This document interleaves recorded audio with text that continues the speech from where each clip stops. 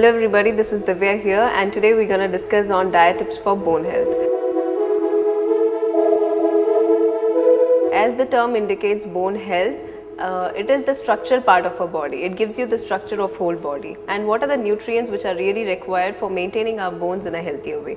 There are two vital nutrients, that is calcium and vitamin D, which is really important to make our bones stronger and make it healthy longer, always throughout our life. So what are these two nutrients, how important it is, and what are the foods which are enriched in these two products? So first one, as I said, is calcium. Calcium gives you the structural, part of the bone structure. It takes care of your tooth structure and the basic bone as such.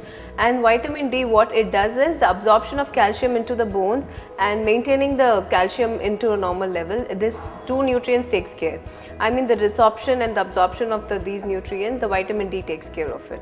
So these are the two nutrients which are really important for your bone health. Right from the kids are being supported to start off with their calcium supplementations. Even during pregnancy, the calcium supplementation is on a higher level. And when they post their menopausal stage, when they reach after 40 or 50, where the chances of osteoporosis is being on higher.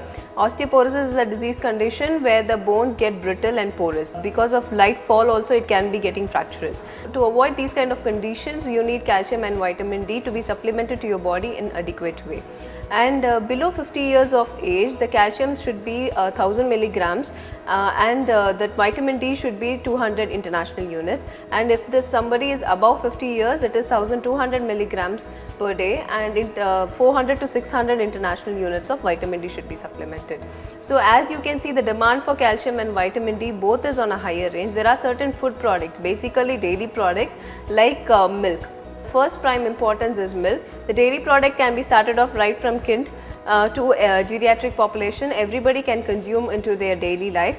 And yogurt is also very much important. Even some people are not comfortable with the flavor of milk, they can go to other sources of milk, other sources of dairy products like yogurt. So the tasty part of yogurt can always be taken care into the diet.